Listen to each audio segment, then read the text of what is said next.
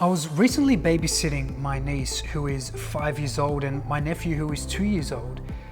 And little did I know that I was so unprepared for a barrage of questions, of profound inquiries like, what color is this pen?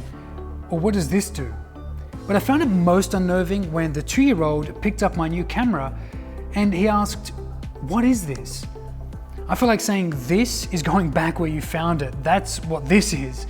But I realized that the infant mind desires to know, what is this? And then as children, they grow into their teenage years and they're taught mathematics and science at school. They begin to ask questions like, how does this work? And so it is, once we've learned all that we can about what and how, our question seems to become why. Have you ever asked a question, why am I here? Or why is there suffering in the world? Or why is God not answering my prayers? These are common questions asked by all humans all around the world, and they've been asking it since the beginning of time. We all have hundreds of questions, if not thousands, about life and love and the order of the universe. Questions plague us. So where can you and I find the answers? Maybe we could look to university professors or politicians, but I'm guessing that you want coherent and honest answers. So what about the Christian Bible? After all, it's almost 2,000 years old. But due to the rise of atheism and agnosticism, the belief that we know little or nothing about God, we've been told that we live in a post-Bible era, and Christianity and its influence is being brought in for questioning. Even the Bible is increasingly scrutinized and tested for truth and relevance.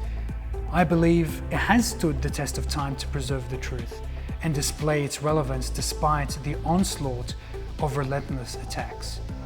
Regardless of the modern world's attempt to discredit the divine inspiration of the Bible, it's still the world's #1 best-selling book, and it's also the #1 most shoplifted book in the world.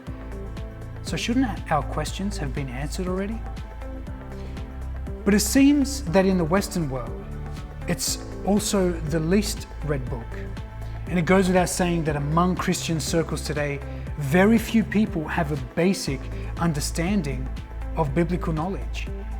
I mean, it's no secret that you probably know someone, maybe personally, who has a dust-covered Bible, or maybe their Harry Potter series has evidently been read and reread, but alone and untouched at the bottom of the shelf sits the very book that claims to be delivered by God. So where to from here? Friends, even though the world wants to tell us that it's time to move on from God and to make religion a thing of the past, the great cloud of witnesses and the saints of old, and of those today, have proven to you and I that by reading and studying and praying through the Holy Scriptures, our restless hearts can find our rest in Him.